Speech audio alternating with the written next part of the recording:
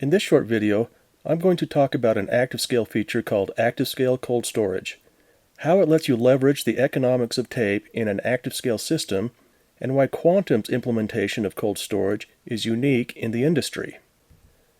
ActiveScale Cold Storage is a new storage class for ActiveScale that is based on tape, that is secure, highly durable, and extremely low cost.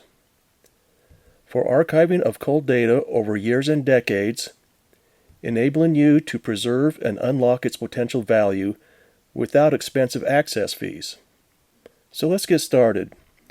Let's say you have some objects, and these objects are in an object storage system that uses hard drives for its bulk storage. Now let's say your object store contains some objects that have an access profile where it makes sense they reside on a more economical medium such as tape.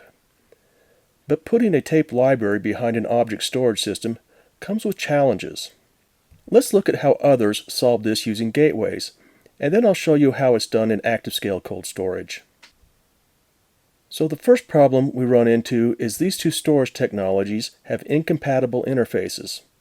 The object storage system uses the S3 protocol, and the tape library uses SCSI. To work around that, we bring in a system with its own compute and its own storage that supports both SCSI and the S3 protocols. These systems support the SCSI protocol, so they have a way to get data onto tape. And they support the S3 protocol, so they can masquerade as an object storage system. When we take the gateway system and the tape library, this bundle is known as an object-to-tape gateway. But we still have a problem. There is no command in the S3 protocol that allows you to move or relocate an object from one object storage system to another. So how do we get around this? There needs to be some sort of data mover. And these are implemented in different ways, but their purpose is straightforward. They will get an object from one bucket and put that object into another bucket, and that bucket can be on a different object storage system. At that point, the object can be deleted from its original location. Let's take a look at what happens in the object-to-tape gateway system.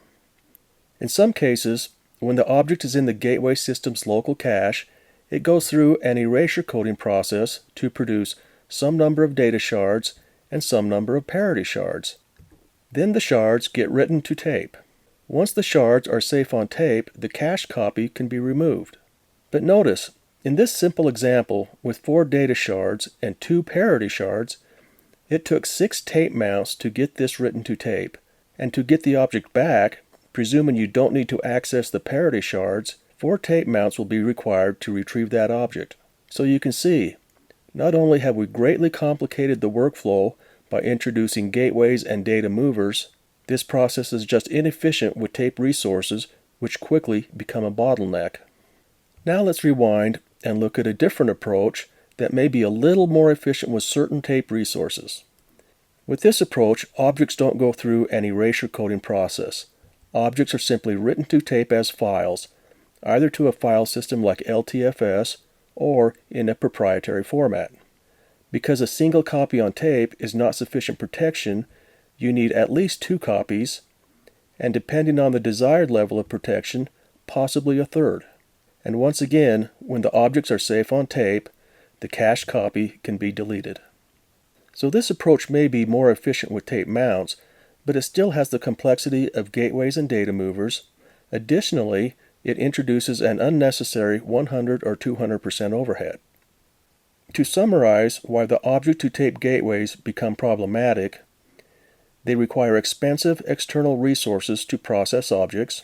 They require proprietary data movers that relocate objects to an external system.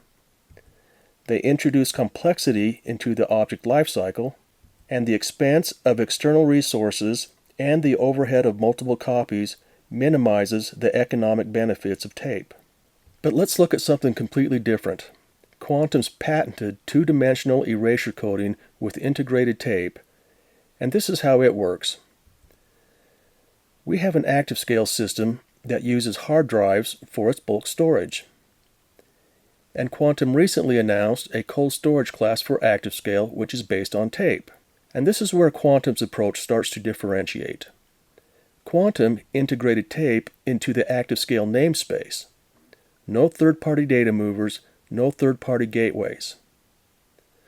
So within ActiveScale, you now have two storage classes, an active storage class based on hard drives, and a cold storage class based on tape. And because both storage classes are in a single ActiveScale namespace, all objects, regardless of what storage class they reside in, are accessible through a single standard S3 API. Now let's take a quick look at how objects are transitioned from one storage class to another.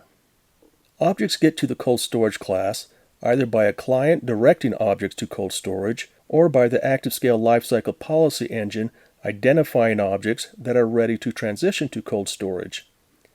In either case, objects won't immediately be written to tape. That would be inefficient. Instead, the object is flagged as ready for transition. And when enough objects are ready for transition to make efficient, very large streaming writes to tape, these objects go through Quantum's 2D erasure coding process. The outcome of that process is some number of segments that contain data shards and parity shards in both the vertical and horizontal dimensions.